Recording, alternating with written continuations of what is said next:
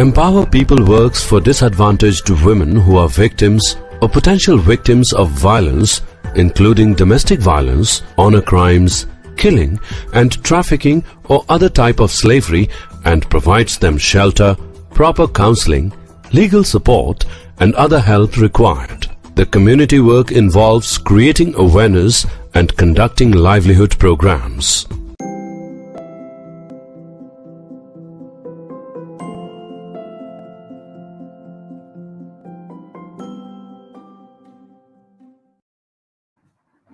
Good evening. Welcome to Empower People webinars. Our session for the evening, which is a part of our series called Gender Today, is social business, what it is and why it matters. The beauty of the very term social business, I think, is that it promises to blend economics, philosophy, sociology, and sustainability with human rights. It is an enterprise that gives more than it takes, in a sense.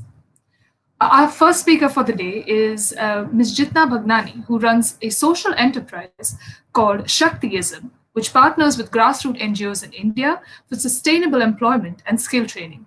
She also runs a platform for survivors of gender-based violence. Our panelist for the day is Chandana Hiran, a CA student and changemaker from the She Creates Change program of change.org. She runs a campaign against the objectification of women in Bollywood songs specifically, and has an Instagram page called That Desi Feminist to encourage discourse on feminist issues such as toxic masculinity and patriarchy.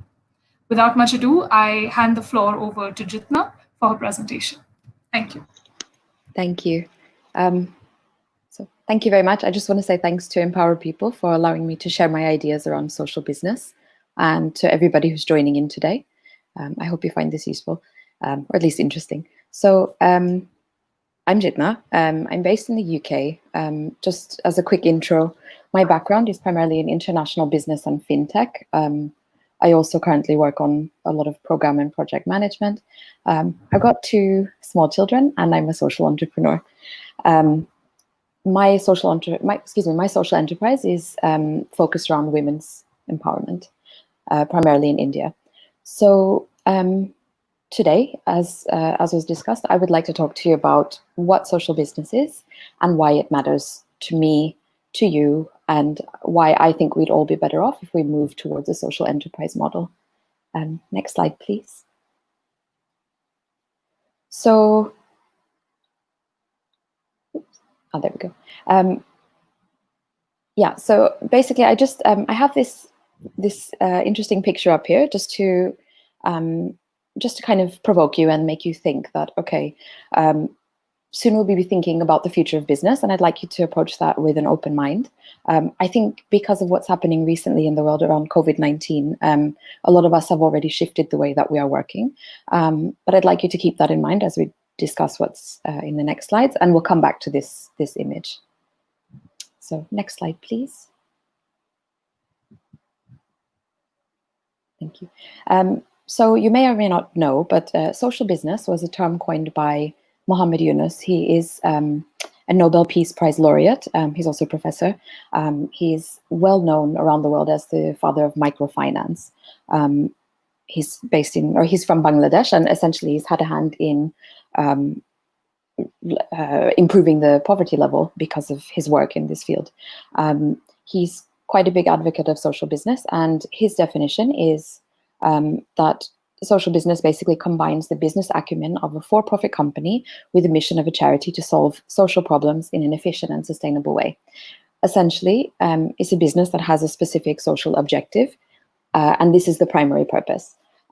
Profits tend to be reinvested in the business with the aim of increasing the social impact, or can be reinvested into the mission directly. Similar to a for-profit business, it's similar to a for-profit business because of the way that it works. It does actually rely on generating its own income. It's completely, a successful one would be completely self-sustainable. But the difference is that no dividends are issued. It's not for profit. So what that means is that if you invest in a social business, you will only receive back what you put in. And that's if you choose to receive anything back. it's similar to a charity because the overall objective is a social one, or humanitarian one, but it is still a business, and if it's successful, it will be sustainable, self-sustainable, as opposed to depending on donors or donations. We can go to the next slide, please. I really like this quote, again, by Professor Yunus, because it kind of sticks with you, I think, when you think about why social business can be so powerful. So if you think about it, a charity dollar only has one life, and this is the same for any currency, of course, but a social business dollar can be invested over and over again. So for example, profits are reinvested back into the social mission or into the business. What that means is that money can be reused over and over again to do things like expand the company's reach, improve the products or services, provide additional benefits to the people or to the mission. You can train more workers, and you can subsidize the social mission in many other ways. Whereas if you give a donation to charity, generally that's a one-off thing. It does very much good with whatever the purpose is it's used for, but then that's it. So next slide, please. So here I wanted to share some examples of social enterprises around the world. You will probably recognize at least a few of these. Some of them are based in India and other ones are global brands. So all of these are quite interesting examples because I think for some of them, you won't even realize that they are social businesses. They are just businesses. So they really do operate in the same way on the front end, but they all have a humanitarian cause at their core, which is really good. So if you go to the next slide, please. So what I'd like to talk about is, in more detail, is what I think is wrong with charity. So charity and donations, it's quite interesting because obviously this is a very crucial function, but it's limited in scope. So one of the issues is that charities target symptoms, not causes. So for example, donations are great in the short term, as I was saying. It's good for things like firefighting. So like emergency situations, when food or emergency supplies are needed. But it doesn't really address the cause of the problem or work towards prevention. Charity and donated funds can create unsustainable dependencies on aid money. So for example, if a particular people or a particular region becomes accustomed to getting aid donations repeatedly, they have no initiative to do anything else for themselves, and then they put themselves in a quite risky position because if that money gets taken away, there's nothing. So this is not sustainable. It also impacts local industries. So one really good example is clothing donations. So there are many people around the world who with quite good intentions like to donate their clothes to people in lower income countries. And this happens en masse. And it's actually causing quite a bit of problem despite these good intentions.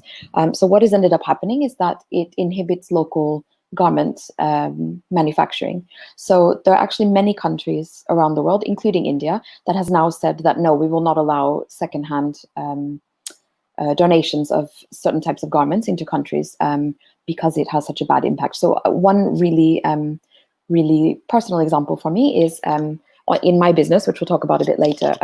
I source sari donations from women all over the world, and we can use some of that, but I'm not able to ship that to India, for example, because the government will turn it away because it's harmful, since it's discouraging local manufacturing. Accountability is another issue. So I think the biggest problem is that your accountability in a charity is to the donors, not to the recipients. So the money doesn't, I mean, it will go to some good, I'm sure, for like a valid charity, but your responsibility, your allegiance is to the people who are giving you those funds as the charity, not to the people you are trying to benefit. And this means that if you need to cut costs, for example, this could be where you start with the recipient's needs as opposed to the donor's needs. We also don't always have full transparency on where money goes. Not just that, but if your donors want to have a say in where the money goes, it might not necessarily be the place where there is the most need. there are also issues with the tax benefits. So a lot of companies, and there are like lots of CSR initiatives and even individual initiatives where if you donate money to good causes or to approved causes, you will get a tax benefit. The problem with this is that that revenue that would have been given to the local governments, which can go towards social initiatives, is now given back to these money-making companies. And that's a shame, because social initiatives can grow from that. And finally, you don't really know where the money goes. Accountability is, again, it's a problem. Many big charities do provide accountability, and they say, okay, this percentage goes here, this percentage goes here. But it's not always fully tracked, and it's not always clear how impact is directly correlated to where the money is going. I think we are all familiar with issues of corruption, where billions of dollars of aid every year are going to different countries all around the world, and that money is going straight into the pockets of corrupt politicians or maybe favored entities or things like that. By tracking and by being fully transparent and accountable, we could essentially do so much more. It's also worth noting that a lot of heads of charities that work in some of the world's poorest areas have actually disproportionately high salaries. And this is a global problem. Next slide, please. So this slide is, I chose to call it "What's Wrong with Capitalism?" Just to be clear, I'm not trying to make a political statement. Capitalism does lots of good, but it does have limitations. And these limitations can be incompatible with having a positive social impact. Primarily, it's driven by profit pressure. So again, as I mentioned, your accountability lies with your investors. The decisions that you make on a daily basis are based on maximizing returns for the biggest stakeholders. That tends to be the top line of the company. That doesn't even mean all employees at all levels, let alone a social mission. So you are not necessarily doing what is best for everyone or for the community. A lot of the biggest companies in the world are doing really good things, but in my opinion, I think having a positive message in your code of conduct, or having positive thinking and positive initiatives, I think it's a really good start. But I think it's very different from having a social mission at your core. I don't think it's enough, and I think that a lot of these companies could do so much more, because they have they have unlimited resources, they have unlimited cash flow, and I think with those resources and with that money, they could do a lot of good that they don't actually address at the moment. There's again this accountability thing. You don't really know where that money is going to go. Generally, a lot of money ends up in the pockets of people who run the businesses or make decisions. You constantly need to have new sources of funding, unless you are, something like amongst the most profitable companies in the world. You continuously need to attract investment. As I mentioned before, it's quite easy to cut costs. Or let's say if you're working towards or if you have a social mission that you also want to impact, but you're a profit-making business, it's quite easy to cut costs where it impacts the disadvantaged people if necessary. And this is terrible. I mean, this does happen, and this does happen quite a lot in order to maximize returns. You also have to keep focusing on pleasing your investors, trying to attract new investment. And of course, the way that you do this is by promising good returns.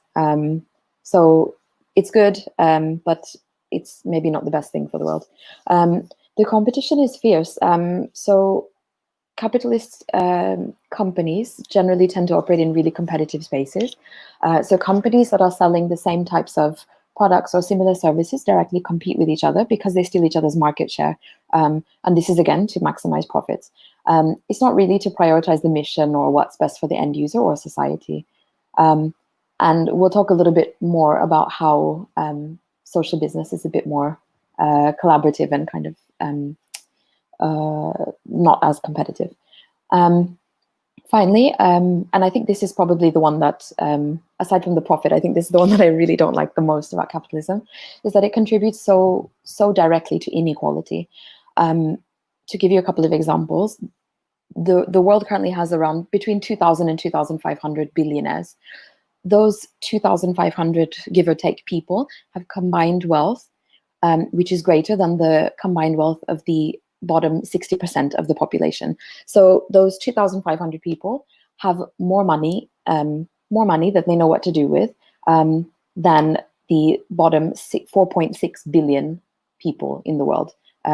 It's quite a staggering statistic, but when you think about it that way, it really makes quite a stark point. When you look at India, this is also the case.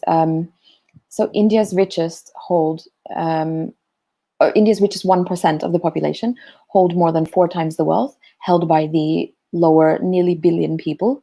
So this is basically the 1% own more money collectively than the bottom 70% of the population.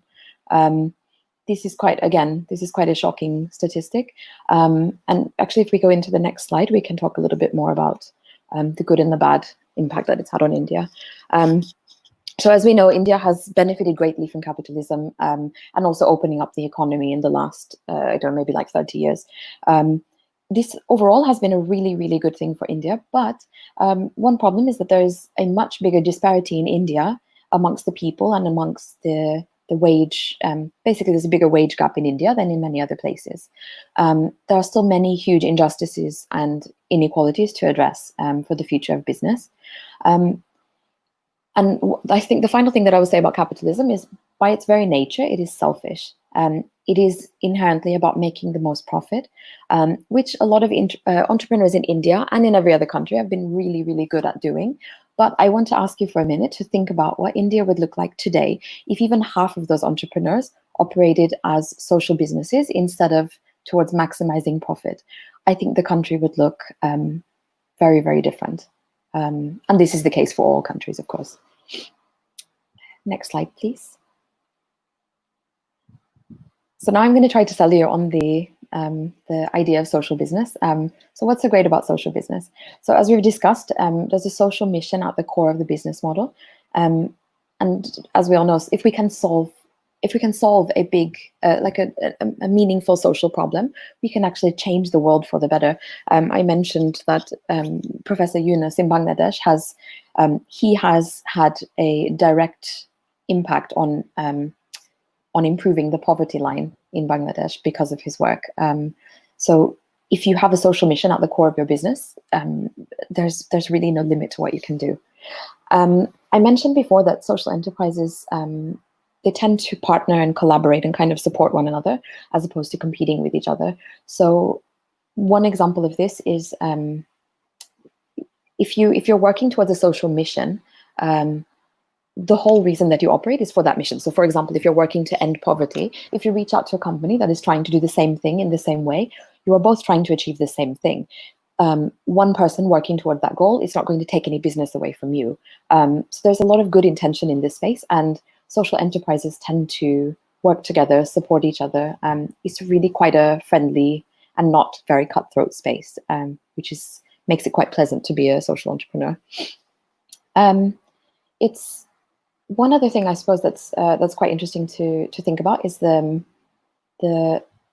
lot of companies do give back. So I know there's a lot of talk about CSR, especially in India with this 1% rule, which is a good thing to make companies start to give back when they make a certain amount of money.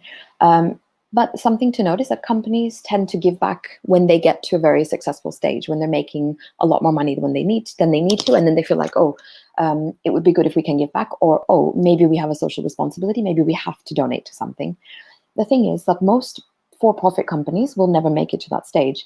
When you're in a social business, you are being impactful as you grow. So if you run a social business, everything essentially, while good things happen for the company, while you grow, this will also benefit your social mission, as opposed to one-off donations or CSR contributions, if and when you can make them. The need for fundraising, as I mentioned before, is gone. So you don't need to impress investors. You can have investors, but there's no need for it. By doing that, it allows you to actually focus on the business itself, and then any money that is earned back into as profit, you can reinvest it back into growing the business and into the social impact. You don't have to worry about pleasing your stakeholders. You just focus on your mission, which is really fantastic. And I think the thing that is quite personal for me is the last one, which is this thing about successful and impactful, or about being successful and impactful. I think many of us think that we have to choose between being successful, meaning, you know, making a lot of good money, having a good job, whatever the case is, having a high position or prestigious role in society, or you can be, you know, a humanitarian, a do-gooder, but maybe you won't actually, maybe you'll struggle and all of this. And I would like to say that these things are not mutually exclusive. Social business is the way that you can do both of these things at the same time. You don't have to choose, which is, I think, is pretty fantastic, actually. Next slide, please. So the thought that I would like to leave you with about social business before we move on to the next topic is a proverb that I think most of you have probably heard. As it's quite a common one in many places and in many cultures. You give a man a fish, or a woman in this case, and you feed him or her for a day, but you teach a man to fish and you feed him for a lifetime. And this is essentially the premise behind social business, that you teach people to become self-sustainable and they will soar. Next slide, please. So I'd like to tell you a little bit about my business and what I do as a social entrepreneur. So my business is called Shakthi ISM. It's a social enterprise that empowers and employs disadvantaged women, primarily in India, but as of recently, we've expanded to Bangladesh, which is great. And I hope this is the first of many countries that we expand to. Essentially, we make one-of-a-kind fair trade accessories and gifts. This is things like bags and pouches. Now, lately, we've been doing fashion accessories and also home linens and beddings and things. All of it's made from repurposed saris. As I said before, we're getting donations from all over the world. And all of these things are ethically handmade. Every single purchase contributes to providing dignified employment for the artisans. It's important to mention that the goal here is to provide ongoing dignified employment. All of the artisans earn above the fair market living wage for whichever area that they operate in. Generally, it is more than at least 2 times the fair market living wage. And they also receive hope and opportunities for their children. We'll talk a bit more about the ripple effects in the next slide, or in a future slide. So just to give you some information about where we operate. I have 3 partners, 3 NGO partners in India, one in Pondicherry, one in Hyderabad, and one in Jaipur. In Pondicherry, it's primarily a tribal community, so a very marginalized community, nomadic community. This was my primary partner. This is probably still my primary partner. And I have to say, like, the women that I work with, they're so incredibly talented and they're so inspiring. It's really powerful to see the kind of work that they're doing. And it's also really special to see that kind of sense of achievement and confidence in a community that has been so outcast and so mistreated historically. So I'm hoping that we can continue the impact that we're having there. In Hyderabad, I'm partnering with an NGO which is doing really impactful work in the areas of trafficking, similar to Empower People, and also in the areas of domestic violence. They do really important things, and it's important to mention that a lot of the work that they do is towards children, as well as women and girls, because children are very much at risk, and in India the trafficking rates are atrociously high. So by working with them, we're working towards that. And finally, in Jaipur, we're the NGO that I partner with works with destitute mothers of street children. So basically what happened is a lot of these children, destitute street children, have nowhere to go. Their parents can't afford to support them. Some of them are orphans. And the NGO that I work with has built up this incredible children's village, essentially, and taken them in and feeds them, provides them with healthcare, educates them, and provides them all kinds of wonderful opportunities. But it's interesting because they quickly realize that the way forward and the way to have a lasting effect is to empower their mothers. And so that's what we're doing. We're working with these mothers because by empowering their mothers, they pay it forward into their families, which is really incredible.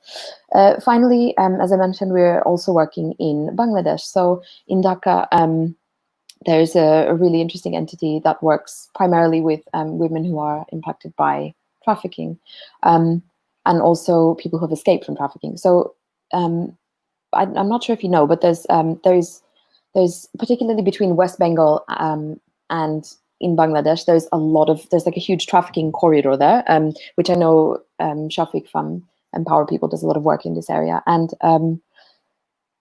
Bangladesh is a really interesting place. It's a really interesting case because it is one of few Muslim countries in the whole world that allows prostitution. It's legal, however, it's completely unregulated.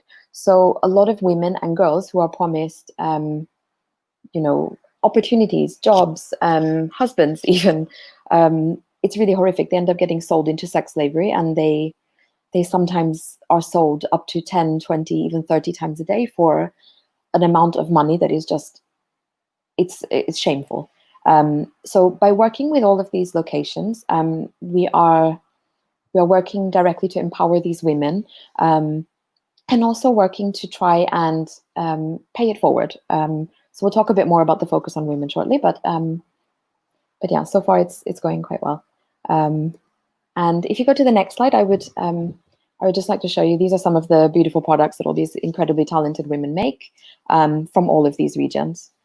So we've got, like, as I said, bags, pouches, all kinds of things, fashion accessories, gift wrap, all of it, with the exception of the bag on the top left, is made from reusing saris. So we're also trying to take like a sustainable approach and minimize waste. And also, I like, as on a personal note, I think I really hate this premise of women only wearing their saris once or twice and then thinking it's it's bad that people will see them wearing their clothes again. I really hate this. So I've started asking everybody I know to donate their saris to me, and it seems like they're quite happy to do so. So that's what we use. The next slide, please. So we talked about how the current pandemic has changed. I mean, it's changed the entire world. I'd like to tell you how it changed my business plan substantially. And again, I'd like you to think about business in the future, like the future of business. So initially, I only started this business last year. I only actually legally registered it in November last year. The idea is something that I've been wanting to do for a very long time, but I only started kind of actively taking steps toward it mid last year. I had no plans. I did not have a set launch date, and then COVID-19 happened. And basically, I realized that, right, I need a way to keep paying wages, to keep to make sure that these people are okay, because I cannot sit here and preach about women's empowerment and fair wages and this kind of stuff, and then during the lockdown, when none of these people were able to work for 5+ weeks, not be able to provide any kind of support. So I'm really pleased to say that somehow I managed to launch and open the shop on the 1st of April without initially having a start date in mind. It's going surprisingly well, which is good, so I'm optimistic. And I'm really pleased to say that wages were paid throughout to all the artisan teams that we work with. And I think as of this week, all of the teams are now back at work. And they're really, really happy to be back at work. We're taking it cautiously and slowly, but happy nonetheless. So next slide, please. I'd like to just take a moment to kind of mention some of the biggest achievements to date. I think the things that I'm most proud of. So employment hours, I actually pulled this together today, and I'm pleased to say that we've done nearly 1,600 employment hours through Shakthi ISM, which is pretty great because we've just only gotten started. And I think in just a few months we've made a substantial impact, and I really hope that this is only the beginning. I've done 2 successful crowdfunding campaigns. The first one was actually to kick off the business, which I did at the end of last year, and that basically helped me to start the initial purchasing from all of these organizations that I'm working with, and then to get the business up and running. And then from that, as I said before, that with social enterprise, the money that you make from it goes back into fueling the business. So essentially anything that I'm selling, all the profits from that are going back into it and slowly providing more and more business and more work for the women. I had the pleasure of doing another crowdfunding campaign at the beginning of this year, which actually ended up being, I have very mixed feelings about this crowdfunding campaign. I'm quite proud of the end result, but this crowdfunding campaign was initially to work with to train 10 additional women in Pondicherry working with the community that I work with there. And 7 of these women are physically disabled and unable to work, not because they cannot work, but because of the stigma surrounding it and things like that. And 3 of the girls are like gypsy girls, or just girls who don't have the means to support themselves. So I'm proud to say that we are going through with this. We will be training all 10 girls. We'll be providing a stipend. We'll be providing, we'll buy 5 industrial sewing machines. We'll provide 1 other type of specialized sewing machine for the finishing. But the reason that this gives me such mixed feelings is because it actually launched on the 1st of April. And somehow, even though I did not meet the full goal to fund 100% of the training, I managed to raise more than 2.5 lakhs, or like 2,600 pounds throughout a global pandemic, which I still don't know how that happened, but I'm so grateful that it worked. And from that, we will be able to expand the business there and help more women. For the same community, I also did I visited in February, and I was able to provide menstrual health workshop, and also provision of sanitary pads to 80 plus women for 6 months. So this is also kind of tied into the mission that not only do we want to empower these women and give them meaningful employment, independence, and financial stability, but we also want to contribute to their well-being and their health. We had a Women's Day event, which I hope is the first of many. So I treated the Pondicherry team. Unfortunately, I was not able to be there because then we had already started doing the lockdown and things here. But I was able to send them to the cinema for a day and buy them lunch and things like this. And I think these things are really powerful. I think that when you work with charities and you donate and things, sometimes people forget that they're actually humans on the other side.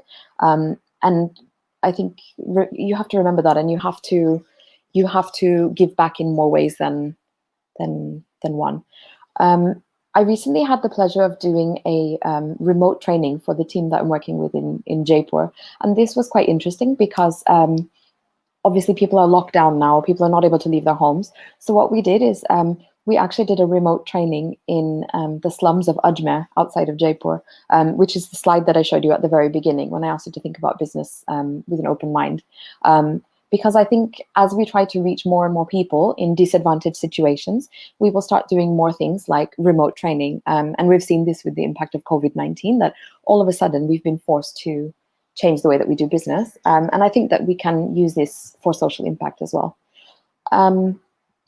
Overall, to date, in the past 2 months, so I think the online shop has been operational for about 80 something days, so not very long, but I've already sold 80 units. I've already got customers in 8 countries. So while I feel like I have so much more I want to achieve, it's quite nice to already have an impact.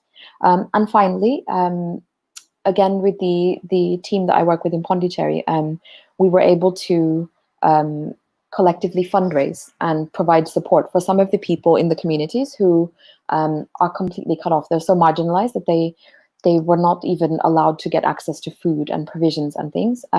So I personally had a hand in that, which was quite nice. I ended up spending one Saturday afternoon ringing NGOs across India that I knew were providing support. And somehow we managed to get through to one and get food to 300 families, which is really incredible when you think about it. All because this is impacting, or excuse me, all because my business is working around this social mission. And I think that's pretty good. It's also worth mentioning that seeing the benefits of what we have achieved so far, especially when you get to know the women that you work to empower, you cannot put a price on this. It's incredibly fulfilling work. You wake up really energized to do your job in the mornings. You actually get to be involved in making a difference as opposed to just donating. And to be very honest, it is very, very hard work. I won't lie to you, but it's not as difficult as you might think. So the next slide is just a couple of pictures of the.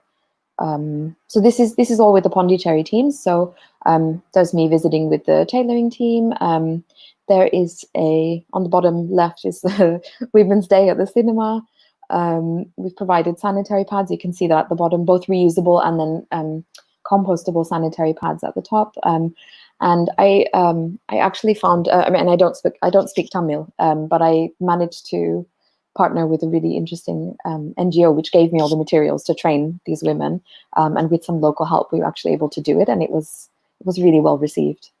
If you go to the next slide, there's just another picture of me and some of the women that received the 6-month supply of sanitary pads.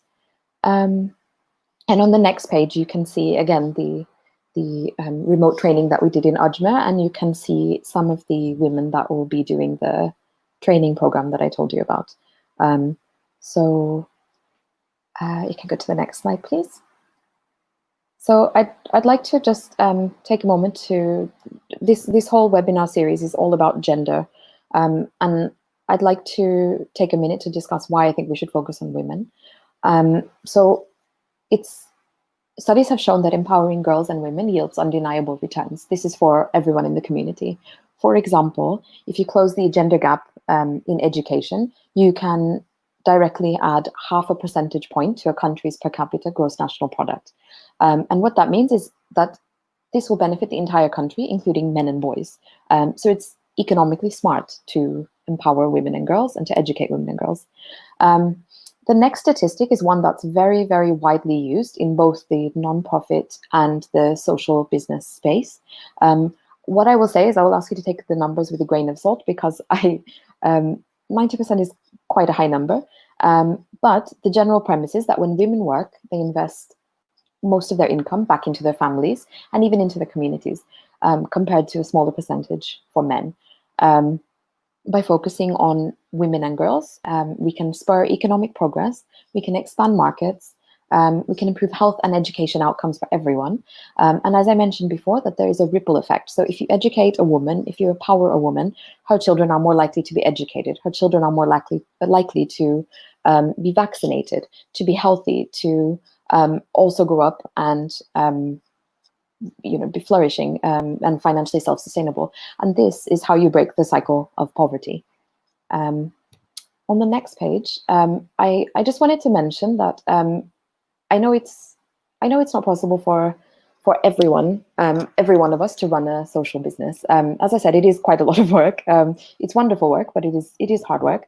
But I'd like to tell you from personal experience that you don't have to have a business to make an impact. I also run another entity called She Will Survive.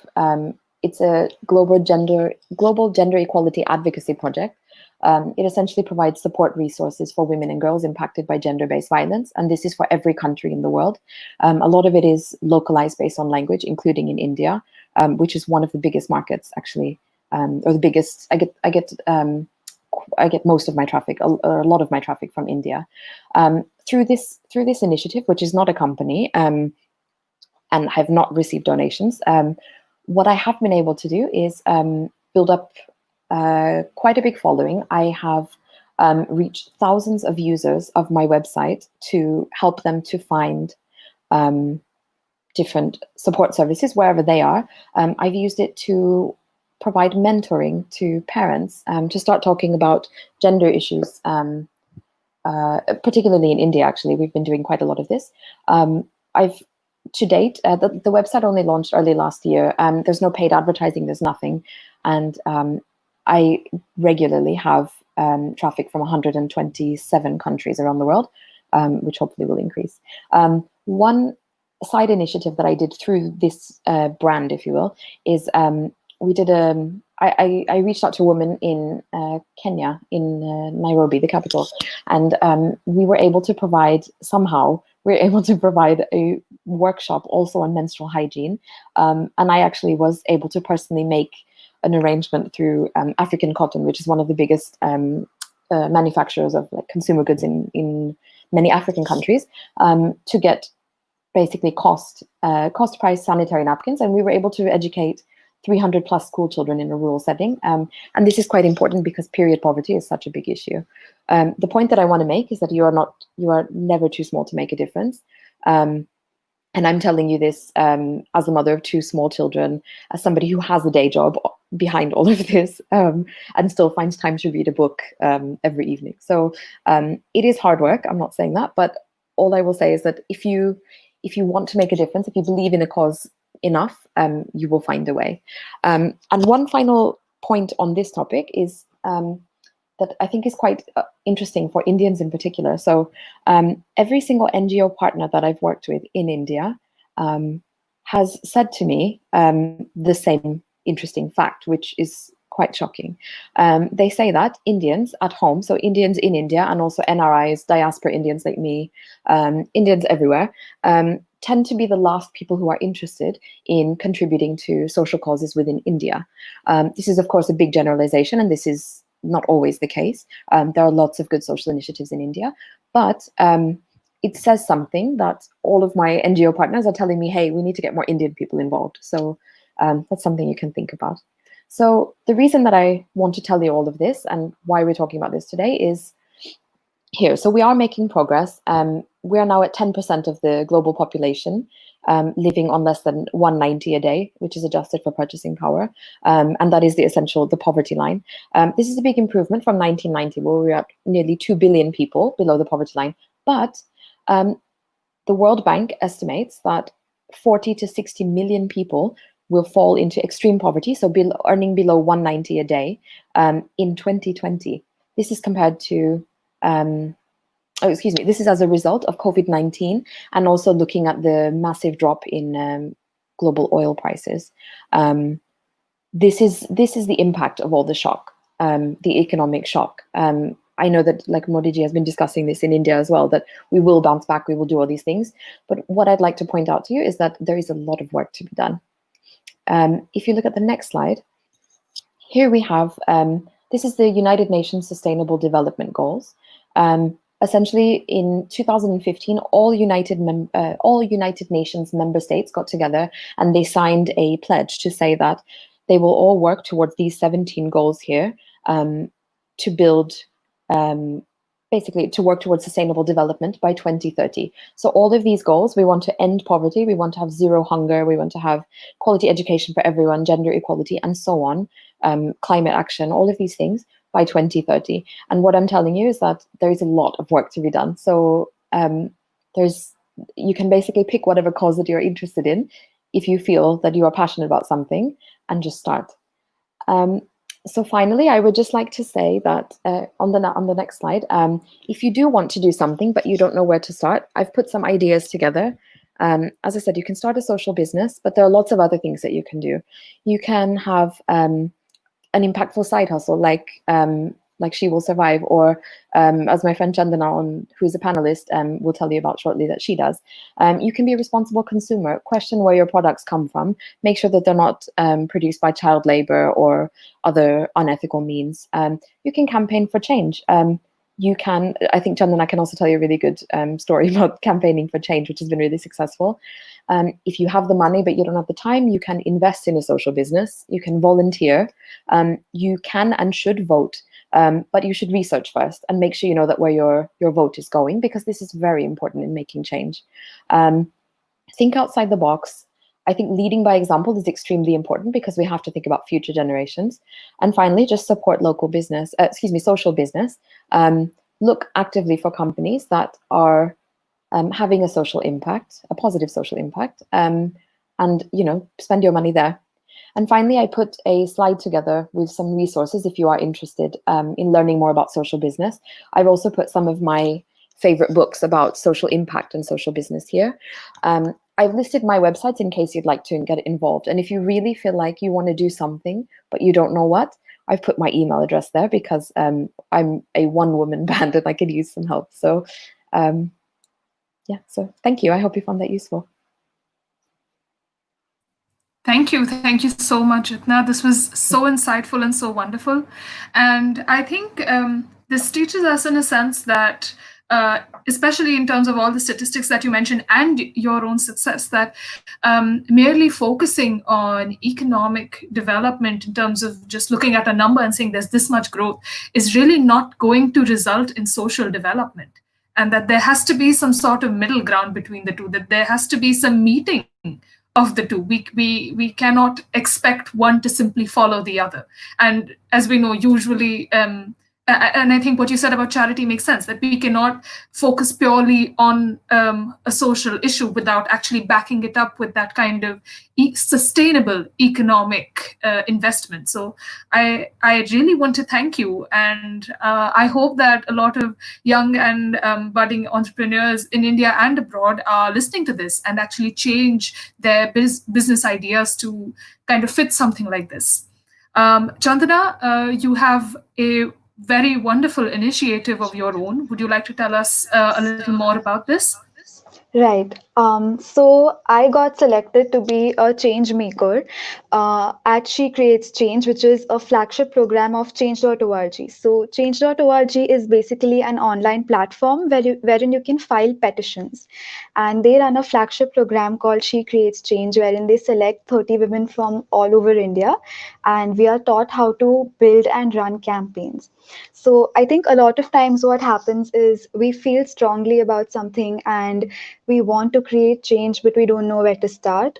So this is that opportunity that I got. This is that push that I got to start something of my own.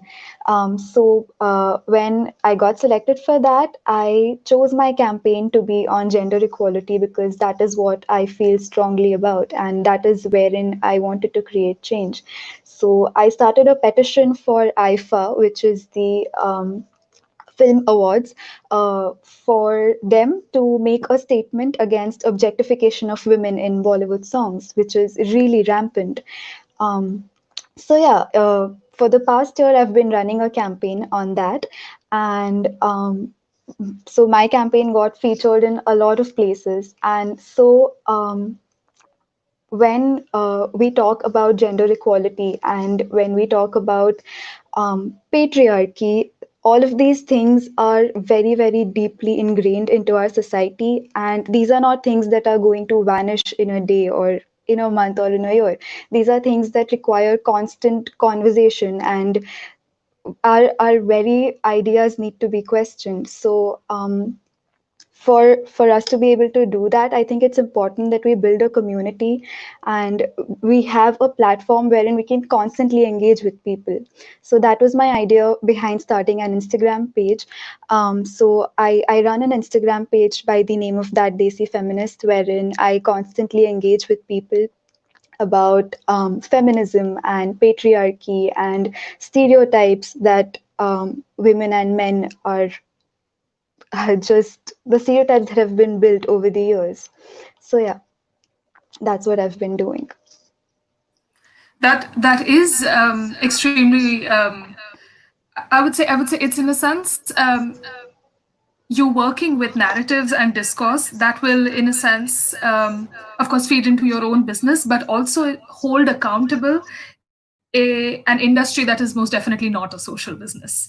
And these narratives, I think, and your own campaign go a long way in that change that we would like to see. Do you have any, before I pose a question, do you have any questions for Jitna? Yes. One very basic question that I have is, say I want to start a social business. Where do I start? What is the first step that I need to take to start a social business? So I would say figure out what you want to do. I would say get your mission, decide on your mission and say, okay, this is the problem I want to solve, and then how you want to solve it.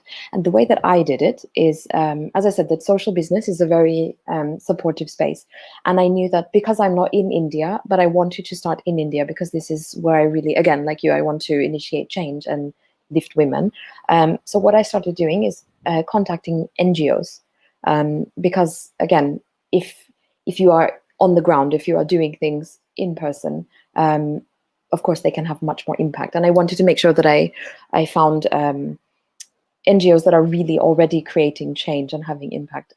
So yeah, I just started emailing. I emailed hundreds of NGOs in the middle of last year. And it's really interesting that, as I said, in social business, so many people are so well-intentioned and they will talk to you and they will tell you things. And just people, you can see that these are people who are really well-meaning.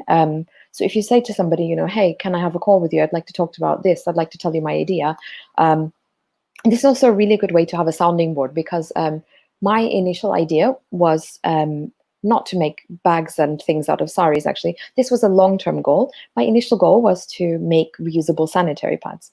And then by speaking to people, by also doing the menstrual hygiene workshops and all of this stuff, I realized that, okay, it has to evolve. And I wouldn't have had this without talking to other people. So I would say, yeah, figure out your mission, figure out which one of those sustainable development goals you want to conquer.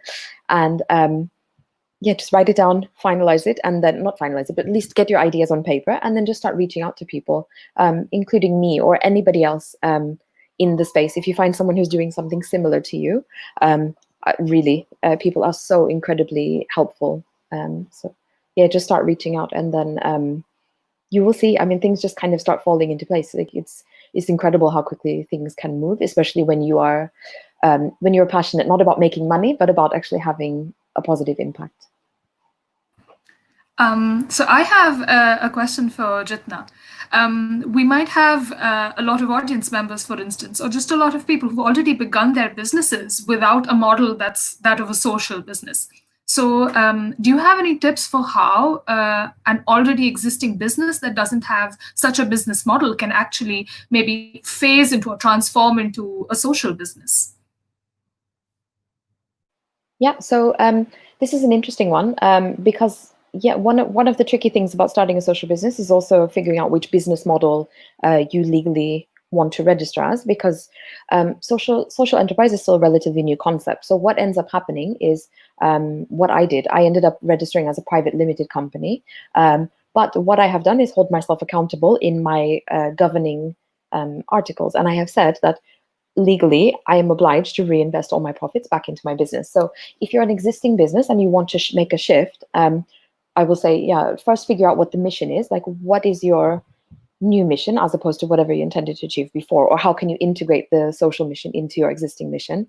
Update your documents, make yourself accountable, and then start slowly by say, okay, maybe a quarter of all profits will be reinvested into this thing, and slowly start to marginally increase that as you grow.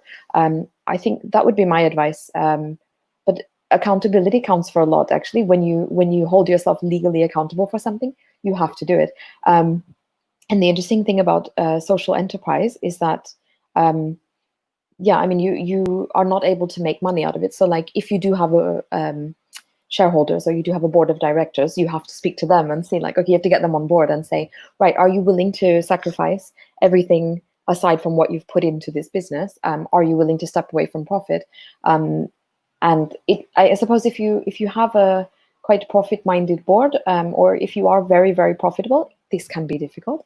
But doing the incremental change, I think, is the way to go. So even if you don't move entirely from being a profitable business, if you move percentage at a time towards your social mission and hold yourself accountable, you can still go really, really far. The only issue I would see is at some point there will be a clash, and then you would have to make a decision. I know many entrepreneurs, social entrepreneurs, who have been in this situation, and what usually happens at that point is either they buy out the directors and take it social, or they break off and go on their own. So yeah, it is doable though. Thank you. Chandana, do you have anything to add? Thank you. So I have another question for Chandana.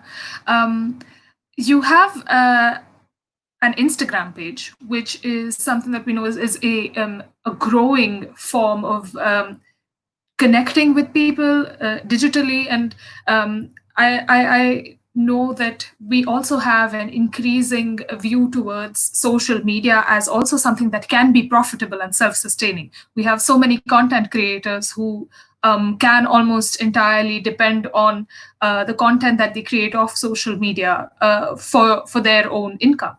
So what are your plans with do you have any such plans, or what are your plans with maybe formalizing something like this, or the future of the campaign that you have? And then can be maybe not, if not a business, something else. What can you just tell us a little more about this? So I haven't really planned this out. So my Instagram page was just a way to spread word about my petition and get more people to sign it. But it kept growing, so I kept going on with it. And I don't think that it has reached a stage wherein I can say that I can sustain my livelihood with that page. But my goal is not that. I don't think my goal is for me to make that a source of my living. My goal is to reach as many people as I can through that account, because the primary objective is for me to engage people. So I haven't thought of that yet, but I don't know, maybe. Right. And how was your experience with the campaign? Because the campaign would have, of course, required a lot of official petitioning and approaching a lot of boards and bodies. So, how was that like? Right. So my petition started with my decision maker being IFA, the director of IFA, Mr. Andre Timmins. So I drafted and went on with my petition during the learning lab that happens in the She Creates Change program. So we have to go for 6 days in Bangalore, and we're given proper training as to how we're supposed to draft the petition and what are the ways to engage people, who is the correct decision maker. So a lot of training is given. So that is how I started off my petition. And from there, I started approaching people to sign the petition. So, the way you build pressure on a decision maker to do a certain thing is for them to know that, okay, so many people have signed the petition. So, my petition received about 56,000 signs. So, what happens is every time a person signs that petition online, all of this is online, an email goes to the decision maker saying that, okay, so and so person wants this thing to happen. So that is how the petition gains momentum. Um, Towards the end, I was almost able to get IFA to make a statement on their show, which happened in 2019. But so I was also able to attend IFA's press conference and hand over my petition physically to my decision maker, who was Mr. Andre Timmins. But so I don't know, something happened, but towards the end, they did not come through with it. But I still kept going on, contacting people, celebrities, who would come forward and take a stand. So towards the very end of my campaign, Mr. R. Balki, who is a filmmaker and he's made a lot of movies, Padman and Dear Zindagi, he did actually come out and give an official statement against objectification of women. And a lot of celebrities like Prachi Desai and Sushant Singh and Adil Hussain, they did actually take a stand against objectification. So yeah. That's really wonderful to hear, and that kind of gives me hope that although maybe it didn't work out exactly the way you wanted to, but that it still is going. I would say that it's still very much alive right now, and it gives me hope. Jitna, do you have any questions for Chandana? Yeah, I do actually. So as you know, I'm a big fan of the petition that you've done and the work that you're doing, and I'm a signer. I'm curious to know. I suppose have you considered? So like one of the things that started my whole journey on this is that, as you said, that these misogynistic ideas are very much embedded in our society and our culture. And after I had my first or my first child, I have two girls now. I just thought like I cannot sit by and not do anything. Like what am I going to tell my children, basically, particularly because they're girls. And so like while I want them to know about the Indian heritage and stuff, there's a lot of there's a lot of really bad stuff out there. It's so bad that a lot of it we don't even realize is misogynistic. And I'd like to know, what do you think about, or have you thought about maybe either making your own film or even approaching, some of the really big names in Bollywood to say, hey, what you're doing is really harmful. Can you make a film that tells children that, hey, boys should respect girls, or hey, this is what a period is, or like whatever. This is violence against women. These kind of things. Because in my work, even. It doesn't really have anything to do with the entertainment industry, except that when you see how deeply influenced these people are by what they see in the media, especially the children, it's really terrifying. And it's also worth mentioning that when we don't expose people to these ideas, when we don't talk to our kids about these ideas, it drives them to other sources. So I think it's a completely separate discussion, but I think, I mean, I know I've read countless articles on India's problem with sex education coming from pornography and how this normalizes violence against women. So I'm just wondering, like, have you thought about, creating your own kind of media, or, I guess harassing one of the big names to do it for you, or I'd like to know what you think about that. I have. So I have thought about starting another petition, which I don't know might involve these celebrities coming out and taking stands against normalizing stalking and harassment in these Bollywood songs and movies, right? And media is really, really influential in our country. So people who have some sort of privilege or some sort of basic education can differentiate between seeing harassment on screen, and maybe they will not learn from it, and they'll know the difference between right and wrong, right? But that is not true for a lot of people in our country, and they cannot differentiate. So it's really important that people who are making films, who are in any way responsible for the content that comes out, they're more mindful of what they're being a part of. So this is a really small thing, but I've started a challenge on my Instagram page called Make Better Gaane. So what I do is I ask people to call out any of the cringy songs lyrics that they've heard, and I ask them to DM it to me, and I put it out on my page, and I tag the celebrities, tag the actor actress, to just take a stand against such open normalization of harassment and stalking. I think that's a wonderful initiative, and I have to say that I think something that can go a long way in perhaps encouraging making better Gaane is perhaps breaking the myth that there is no audience for non-misogynistic content, because there most definitely is.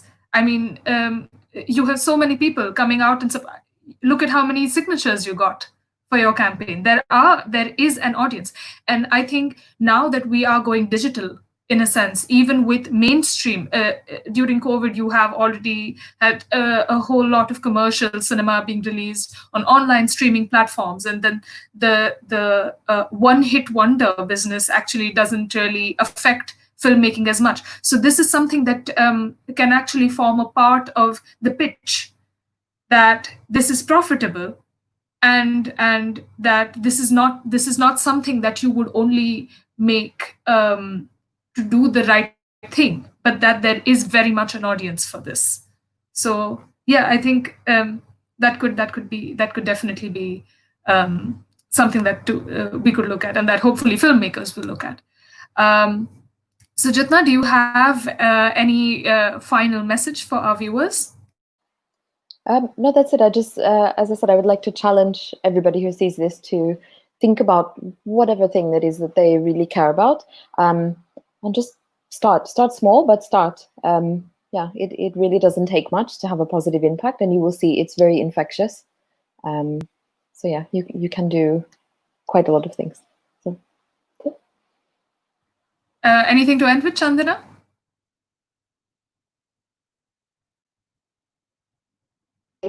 And as a person who aspires to start a social business someday, this was really helpful. So thank you really for doing this. So thank you again. Thank you to Jitna and Chandana. And I hope that this is one step forward in breaking down the dichotomy between profit and social development, and that there can be both, and they can actually take a business forward. And with this, I would like to end today's session. We have a short video before you leave us. It's to tell you a little more about what Empower People is. Thank you. Almost all of us want to do something for the larger society and try to give back to our people. But we all have limitations. We see and feel for people in difficult circumstances, and we also know that the lives of people living in extreme poverty and in difficult conditions are inevitably bound with our own lives and identities. Let's come together, speak your mind, share your ideas, and together we can work to improve the lives of people in need. Join us for online meetings. Let's discuss and plan the way forward. As shall you use your expertise, so shall others, and together we can truly make a difference. Our target is to rescue women in slavery, women who are bought and sold like products in the market for the purpose of marriage, women who are then mistreated and abandoned to their own devices due to lack of support from the family, the community, and society at large. They constitute a new generation of the oppressed. A denial of their basic human rights is the biggest threat to our development and sustainability as a species. As a first step, simply come and register at our website www.empowerpeople.in. Our team will get in touch with you. We look forward to seeing you join hands, hearts and minds with us. Add in your bit to keep the flame of compassion, service and humanity alive.